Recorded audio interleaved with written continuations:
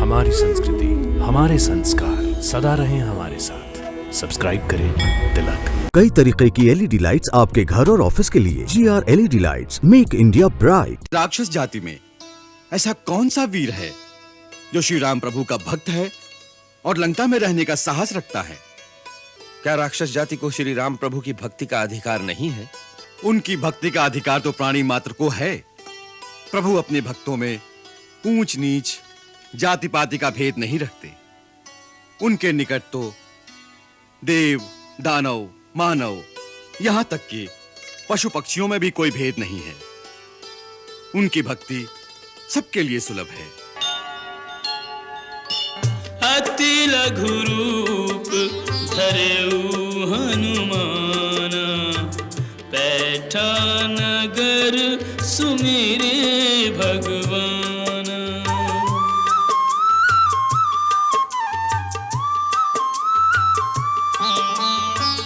हाट बाट घर गलियन डोले, भेद लगावे भेद न खोले।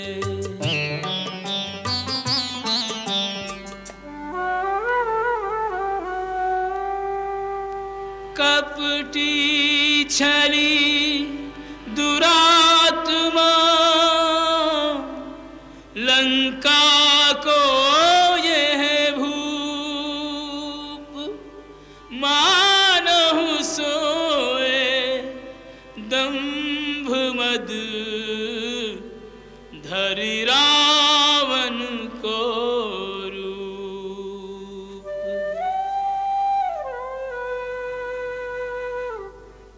जिसने मां सीता हरी, हर लूं उसके प्राण। फिर सोची इस श्रेय के, योग्य नहीं हनुमान।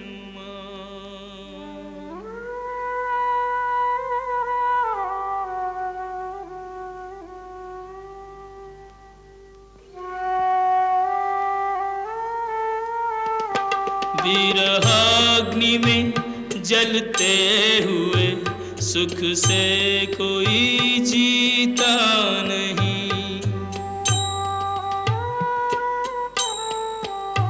प्रियतम प्रतीक्षारत हृदय, यूं शांति रस पीता नहीं।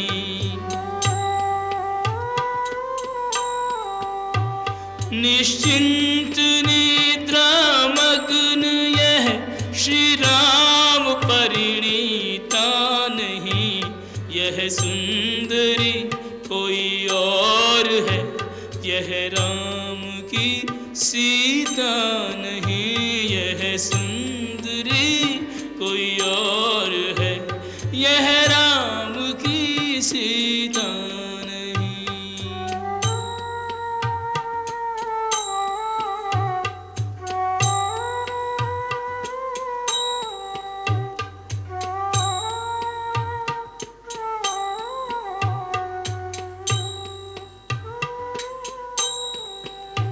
खोजत खोजत सिय को, कपि पहुँचे उस धाम। शंख चक्र तुलसी जहाँ, निश्चय उस घर राम। राम राम राम। हे राम, जय श्री राम।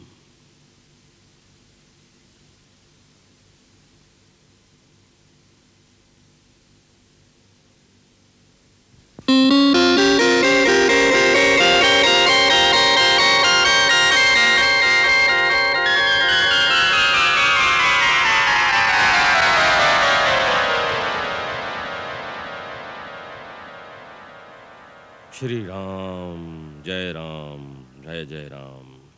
श्री राम, जय राम, जय जय राम। श्री राम जय राम, जय जय राम।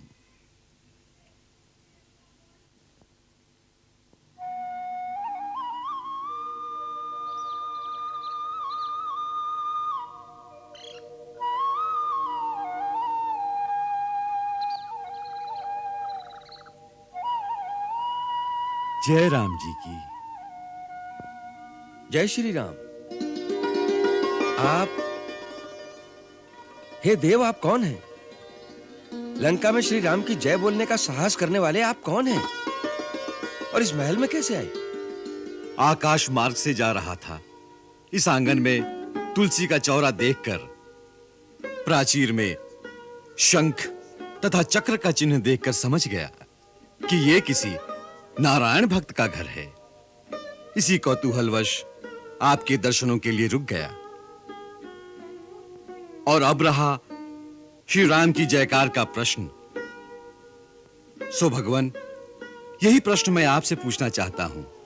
मैं तो बाहर से आया हूं, कुछ भी कह सकता हूं, परंतु आप तो लंका के निवासी होकर भी श्री राम की जय बोलने का साहस कर सकते हैं।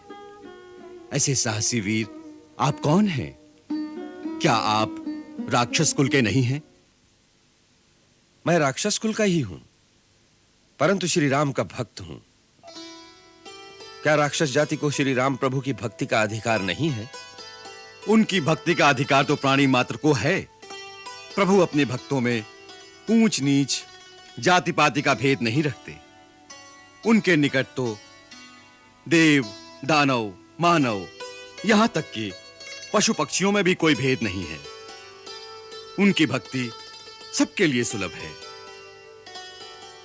मुझे तो केवल इतना ही कौतूहल है कि राक्षस जाति में ऐसा कौन सा वीर है जो श्री राम प्रभु का भक्त है और लंका में रहने का साहस रखता है।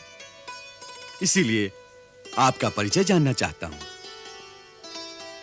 मैं महर्षि विश्रवा का पुत्र और महाराज रावण का छोटा भाई विभीषण हूं। जहां तक लंका में रहने का प्रश्न है, तो हे महात्मा, मैं उसी प्रकार यहां रहता हूं जैसे दांतों के बीच जिह्वा रहती है।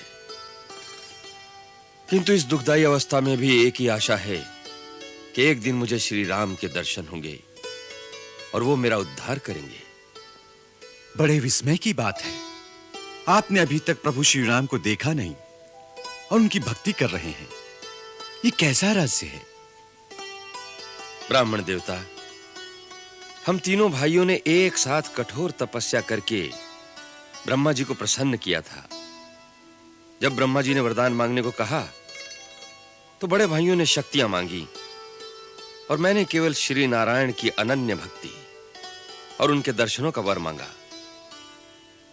तब ब्रह्मा जी ने कहा कि जब श्री नारायण राम रूप में अवतार लेकर लंका आएंगे, तब तुम्हें उनके दर्शन होंगे।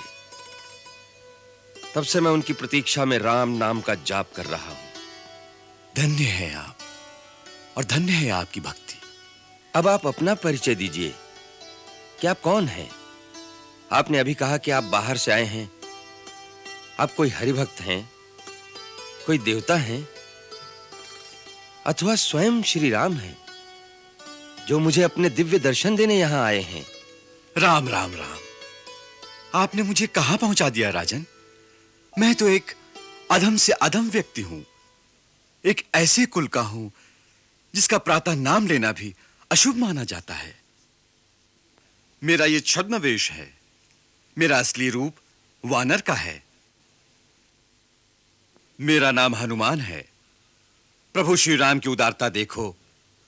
मुझ जैसे सद्बुद्धिहीन व्यक्ति को भी अपना सेवक बना लिया, और सेवक पर तो उनकी विशेष प्रीति रहती है। सो हे विभीषण, प्रभु श्री राम के अनुग्रह पर सदा विश्वास रखना चाहिए, तभी जीव अपने कर्तव्य पथ पर अडिग रह सकता है। हे हनुमान, आपके इस गूढ़ उपदेश से मेरी भक्ति स्थिर और चित्त शांत हो गया है। अब मुझे विश्वास हो गया है कि मुझे अनाथ जानकर एक दिन प्रभु मुझ पर अवश्य कृपा करेंगे। इस उपकार के लिए मैं आपको शत शत प्रणाम करता हूं। उठिए राजन।